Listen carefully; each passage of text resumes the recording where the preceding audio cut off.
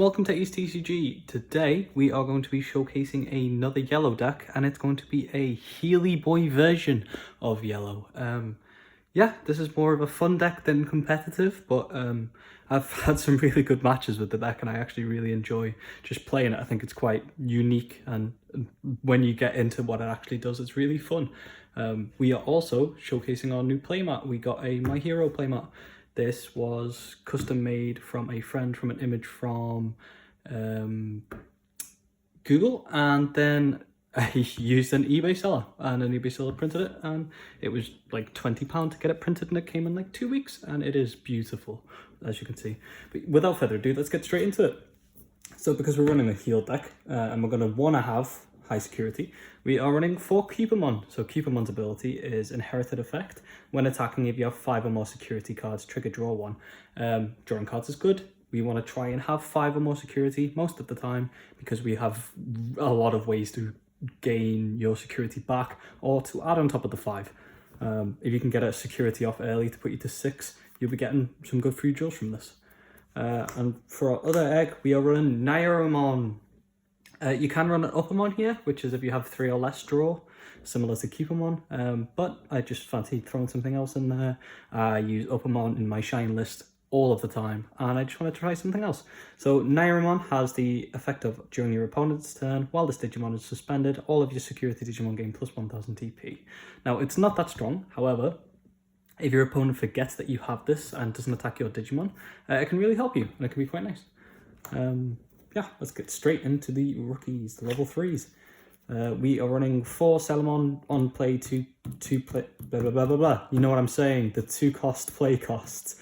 Being able to lock your opponent's memory if they put you to 1, back to 1 on their side is nice, and being able to play a card for cheap is good. In this deck, because you're concentrating so much on building your own defenses up via putting security, putting as much security here as you can, going wide can be a nice way to win with the deck. And I think a lot of decks like this, where you've got like not a very secure win play. So for example, in Shine, your players remove all of your opponent's board and then swing for game with Shine and Rise underneath for plus security, and try and like get it down as fast as you can in that aspect.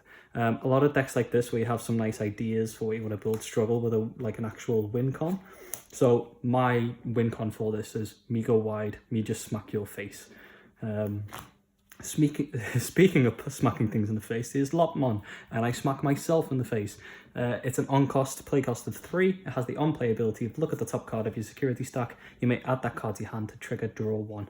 So 4 in most decks would be bad, but because we're concentrating so much in getting security, we are not really going to feel the loss of 1 security, because we're going to be constantly filling it up. We also run some cards that trigger from if you have 3 or less security, if you're having like a tougher game. So being on 4, using this, draw. Then for example, you could use the level 5 Angelwoman to gain another security when digivolving. So this can be really clutch when you're running out of resources, and it's really nice in the deck. Next, we are running 2 Salamon. Again, mentioning then, sometimes we will have bad games where we're not drawing all of our gain security cards, and having something like this as a back was really, really nice. If like, there are times when I've played this deck where I've been on like 1 or even 0 security, and I've managed to get my like all the way back up to 2 to 3, and even like bounce back heavily because I've had that many security cards. Salamon has the on deletion effect of if you have 3 or fewer security cards, trigger recovery plus 1. It's nice. On play cost is 4, which is not nice, but you can put it on an egg and move it out, and that just feels amazing. The best card in yellow, I feel, for doing that, because it feels like the most value. And next, our choice is 4 Tinkermon, and that links with our level 4 of 4 Petermon. So this was played quite a bit in set 1 yellow, if you saw it, and the reason I'm running it here is what I mentioned again, of that little lack of a win rate when you're running a fun deck. And I want to go wide, and this is really the best way to go wide in yellow. If you can get a Petermon and a Tinkermon out, not only can you then start to build on top of these if you want to, you could actually just smack these straight into it. The amount of times I've, say my turn 1 play is Tinkermon and then play something, or just Tinkermon like Tamer, something like that, move it out, swing with Tinkermon, and then next turn, play the Petermon, bring the Tinkermon back. And then it's even more aggro and your opponent's like trying to deal with your aggressiveness, but also while they're trying to deal with your aggressiveness, you're in the background building up your security. So you're just getting more and more defenses, and you really want to put your opponent in a position where they're just like, I don't know what to do. And that's that. So even if you're playing against something that's going to wipe your board and stop you from going wide, your backup of always trying to have a lot of security from your effects means that even though they'll wipe your board, and usually when your opponent wipes your board, you're only going to have one turn before you can try and build something up, which never really happens. Because you've got so much security, you can start to rebuild, and in hopes that your opponent's used a lot of their resources to wipe your board in the first place. So, for example, if you're playing at Shine, most of the time they'll set up for one Shine like available. If they've set up for two, you're always going to lose that game anyway. But at the end of the day, it's nice to have that backup.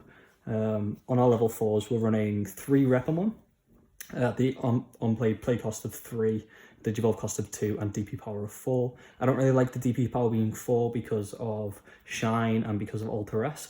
However, being able to play a level 4 for 3 is really, really good. And because we are playing a security deck, and because the card is really nice, we are playing 4 Ankylomon. So in the latest PPG tournament, the second place list for Shine ran 3 of these in the deck, and it really emphasized the strength of these cards, really, in that, especially in Shine, when you get one and your opponent's like not necessarily going for game, but like you're in a bad position, this can turn to your Shine. But in this deck, it really helps with our going wide strategy. If your opponent is like massively chunking on, like what usually happens is they'll wipe your board, and then you have a lot of security for them to get through. So they'll start swinging everything into your security because your board's open. And if you hit 1 or even 2 of these, that can be game right there. Not only that, if you even hit 1 of them, it makes your opponent think. And that's what we want to do in this game. Good card is good. For our level 5s, we are running Dual and Woman. We are running both of them. So we're running the on-play cost of 6, Digivolve cost of 3. When Digivolving, when you have 3 or fewer security cards or less, trigger recovery 1. And again, as I've mentioned, sometimes you're having a bad game, and sometimes this can really just come in clutch. If you play a Lockmon when you're on 4, and then you can play Angewoman for the Digivolve cost, you gain the 2 cards from the Lockmon, and then you just get your security back as well. That can be frustrating to play against. And we are running the other Angewoman, which is on play cost of 7, Digivolve cost of 3, with the following Digivolver cost. When Digivolving effect of one of your opponent's Digimon gains security attack -2. This is really good because it's a proactive play, and sometimes you'll have to play this card and gain nothing from it because you're on such high security. But with this can always add value, and it can always, again, make your opponent think. This Angewoman also has the amazing effect of, when attacking, if you have 3 or fewer security cards, you may play 1 yellow level 3 Digimon card from your hand without paying its memory cost. So this is really good because, again, if you're playing against an opponent and they're seeing you getting a lot of security, what they might do is try to play ultra aggro. So they'll put you on lower security, and then you can really smash.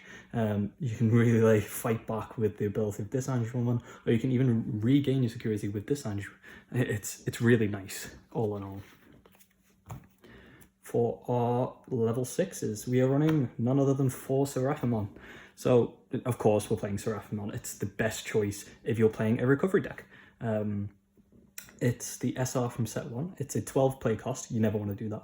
Digivolve cost of 3, a DP power of 10, which can be really bad. But it also makes up for it in its abilities, which is when Digivolving, trigger recovery +1. Yes, quite simple. No restriction on that. You can do that turn 1. Well, your turn 1 of your opponent gives you a lot of memory for no reason. You can do it early, that's all that matters. And then it also has the during your turn effect of, while you have 3 or more security cards, this Digimon gains security attack +1.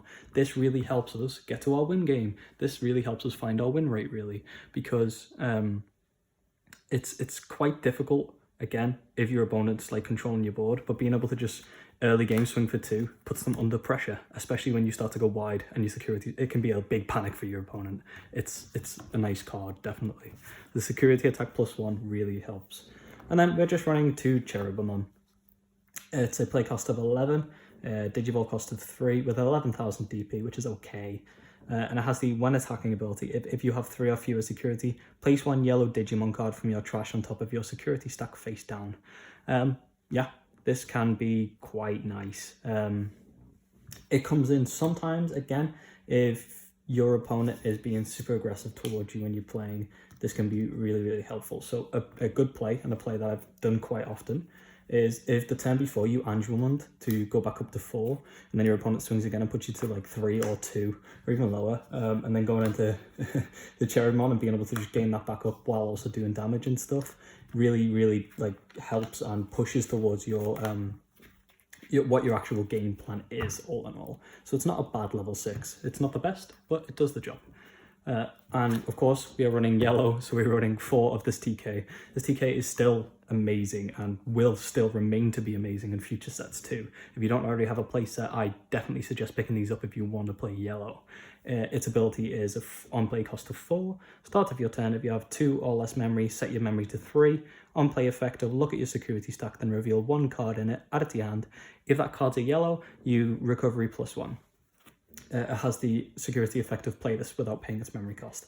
So you play this as early as you can because you want to try and get to that 3 memory.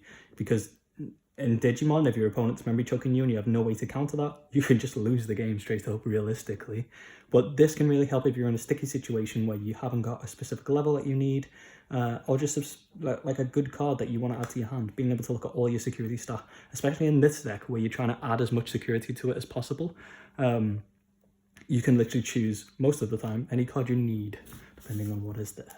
Next, we are running 3 Code Cracking. Code Cracking's a really, really nice option card for us. It has the cost of 4 and the main ability of your opponent may trash their top security card. If they don't, trigger recovery +1. So the reason that this is really nice is because it's perfectly fits with what we want to do.